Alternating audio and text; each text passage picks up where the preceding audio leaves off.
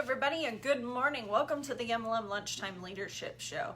So before we jump into our new book, we are going to invite some people on. Some peeps. Hope you guys enjoyed the first chapter with Bess yesterday.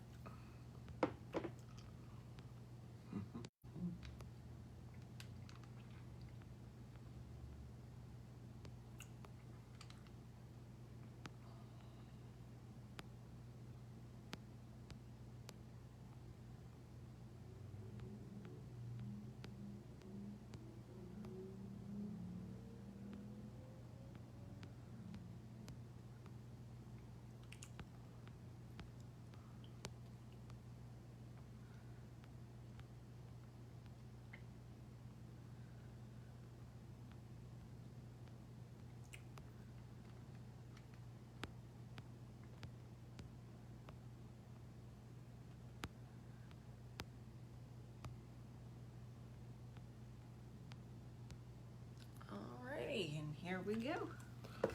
All right, guys, we're on the book Talent is Never Enough. We're on chapter 2, which is Passion Energizes Your Talent. Which, to start out with, I mean, in chapter 1, he talked about, finding your direction. What is your mission? And your mission energizes, it encourages, it kind of enlarges what you're doing. So, sorry, I'm on the wrong page. Come on.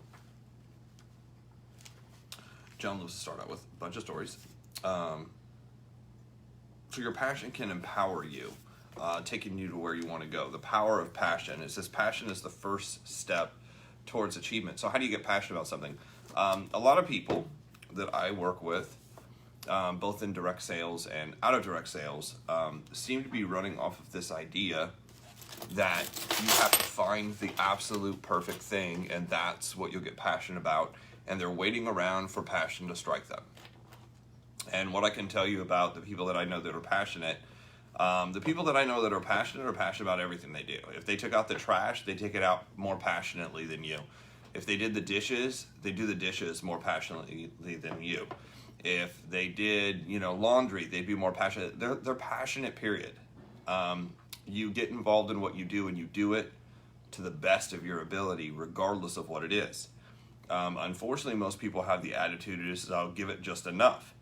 I'll give my relationships just enough. I'll give my work just enough. I'll give my business just enough to look like I'm busy, but not really actually do anything.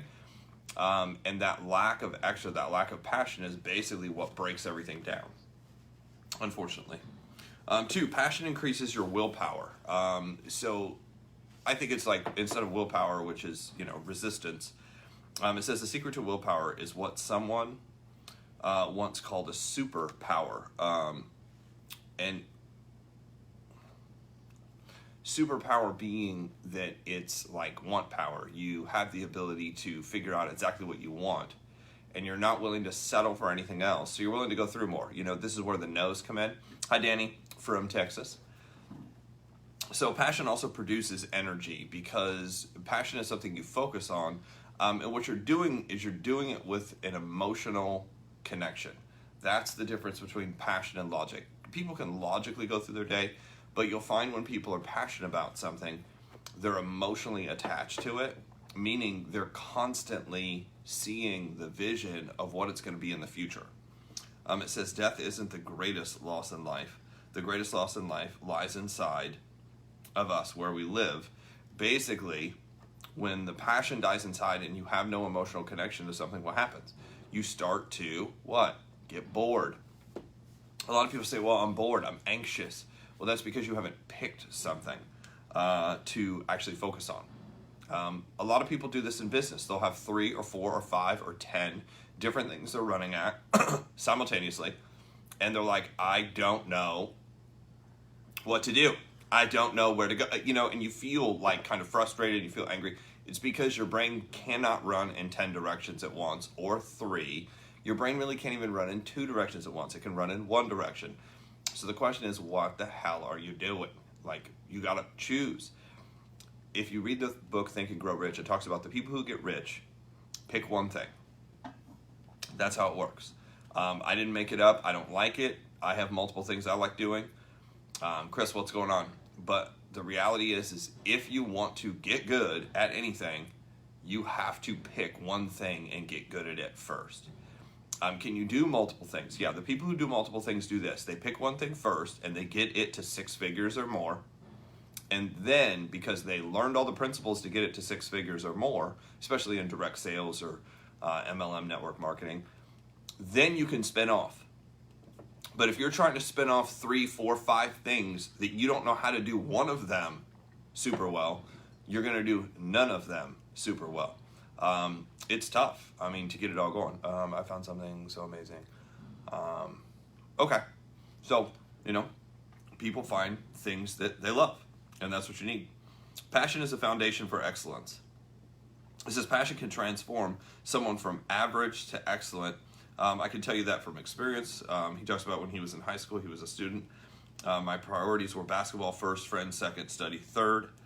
Why? Because playing basketball meant spending time with friends and doing what he wanted. So you kind of connect the dots.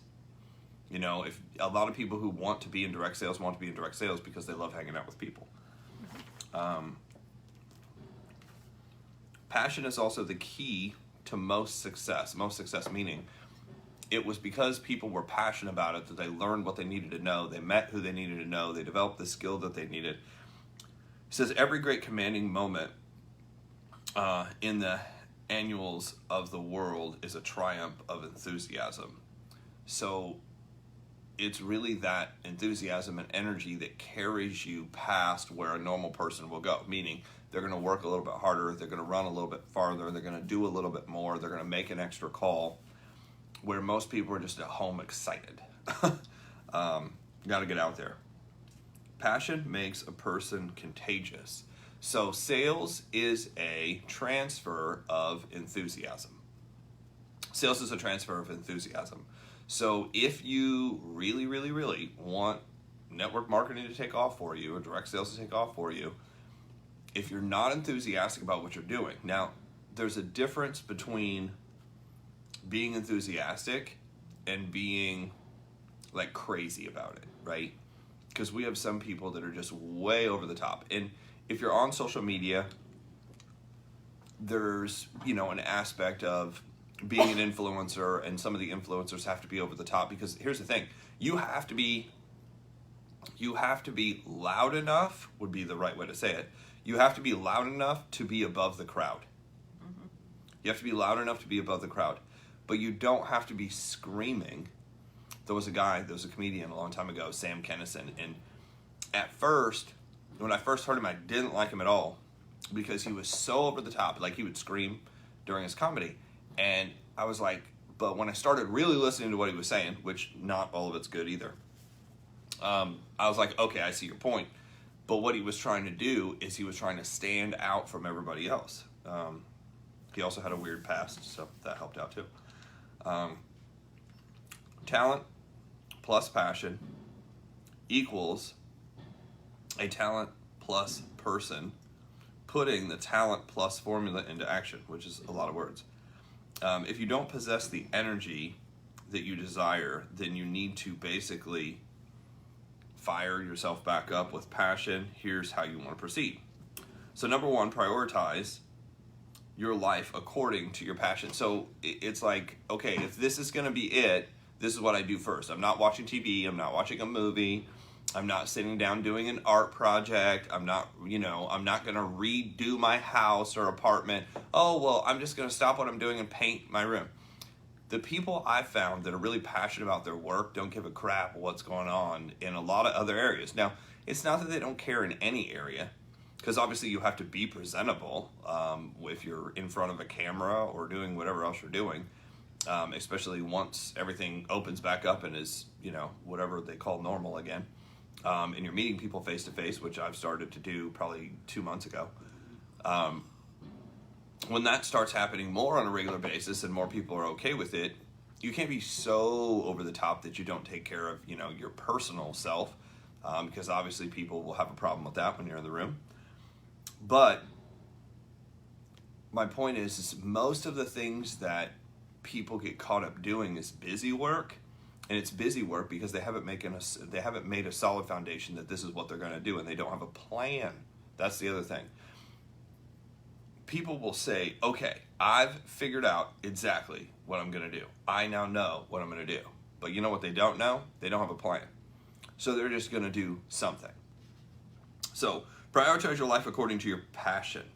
List out what is the most important thing. What is the most important thing, and what do I need to do first? What do I need to do second? These are the types of things you want to know. There are many things that will catch my eye, but there are a few things that will catch my heart. It's those that I consider to pursue. That was Tim Redmond. Good quote. Second, protect your passion. It says, if you've ever built a fire, then you know basically the natural tendency for the fire to go out. If you want to keep the fire, you need to basically feed it and control it. Basically keep it in one spot. Again, keep your focus in one spot. How do you constantly feed whatever you're into? Well, you're going to listen to, and this actually comes from Darren Hardy. Darren Hardy said, anytime I want to learn about something, anytime I want to get really good at something, he goes, here's what I do. First, I'll get 5 audios on it. Specifically about that topic, specifically from the top people. It's 5 books. It's 5 books, 3 audios. So he'll get 5 books on the topic, read those, 3 audios on the topic, and then he'll go to 1 seminar on that topic. And what he does is he becomes, super focused on helping people. So protect your passion. It says, how can you tell firefighters or firelighters from firefighters? It says, listen to the words they say. Firefighters use phrases like these. It's not in the budget. I can't afford it. That's not practical. We tried it before and it didn't work. We've never done that before. Yeah, but, and is whatever comes after but is basically the BS story that you're telling yourself of why you can't make it. The boss won't go for it.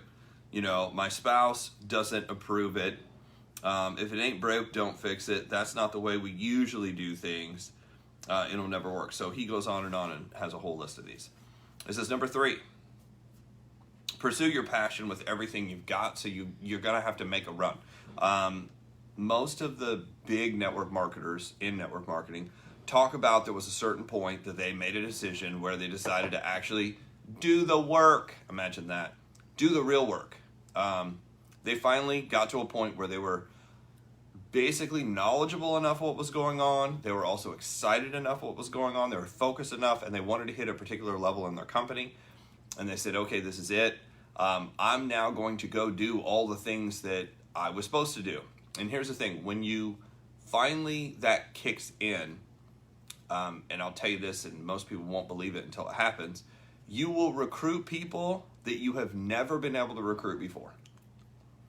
Meaning they know what you do, but they can see it in your eyes, they can hear it in your language, that you're full of crap. And what I mean by full of crap is you're like, I'm really, really excited about this. I'm going to go out there and I'm going to really do it this time. Great, you going to the convention this weekend?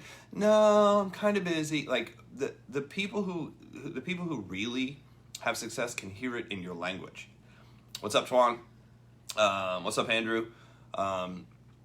California and Ohio. There's about opposite places in the world, but good nonetheless. So you got to have that focus. You got to have that passion to be able to, take off and make things happen. It's very difficult. Hi, Stacy. It's very difficult to do when you're not, singly focused on what you're doing, and you're running in a million directions, and your level of energy is down. But it's really your language. I find that the people who the people who have the biggest problems use words of uncertainty. Words of uncertainty. Well, I kinda. I sorta. Well, maybe. I think. Instead of I know. I wonder. And you can hear this when they're talking about, it's like when you can't decide, well, I'm not really sure whether we should paint the room blue or gray or teal or yellow. And I was like, well, you might want to narrow that down. They'll give you 10 color choices. I'm not really sure. That's how a lot of people sound when they're pitching what they're doing. And you don't think you sound like that, but you sound like that. So it's something that you have to work on when you're super passionate and super focused and you know exactly what's going on and you do have a plan. And sometimes that takes being in the business long enough and growing. Sometimes it takes the education behind it because you've never had to do that before. Here's the great news. If you just keep a job and that's all you do and you have there's somebody else making all those decisions for you. That's why it's hard. That's why it feels hard, because somebody else has always made all those decisions for you. So now all of a sudden you're having to be the decision maker, and that's why so many people avoid being in business, period. Because you're now responsible for actually making the decisions. When do you go to work? When do you take a break? What are your work hours? What are your limits? You have to make all these decisions. Where at a normal job, all that's decided for you. So that's what we got for today. It says passion is the key. It says we get to to get a better handle on what you're passionate about, answer these questions. What gives you energy? What keeps you up late at night? What basically do you dream about? Dream about not like a sleep dream, but like dream about during the day. Like, what are you plugging into? What do you want? It says make a list of the people in your life that basically will help you and or encourage you. Because there's some people that every time you talk about what you want to do, they're actually telling you not to do it. That's not helping. Think about the key fire lighters in your life. Those are the people that will help you. And think about the firefighters, the ones that are trying to take it away and constantly put out, the energy and be like, oh, I see you're real excited about that. You shouldn't get your hopes up. I love that one. You shouldn't get your hopes up. Those things usually don't work. We're not going to be able to, we're not going to be able to hang out anymore. And then you call them and like, what are you doing? They're like, well, we're just killing time. Oh, killing time. The only thing that you have in your entire life you're trying to kill. Smart. Stay away from those people, by the way. Spend time identifying your top priorities in your life. Compare what you have written about your passion and talent from chapter 1 and the priority list you just complete. So the priority list is like, in what order should I do things? That's what we have for chapter 2. Tomorrow's chapter 3. And it says, initiate activities of your talent. So what are the actions? Initiate the actions. You need to do the work. And that's what we're going to talk about tomorrow. What else? I think that's it. So with that is what we have for today, and we will see you guys tomorrow. Don't take advice from people who are not like what you want to be. That is true. All right. Well, that is it for today. We will see you guys tomorrow. Mm-hmm.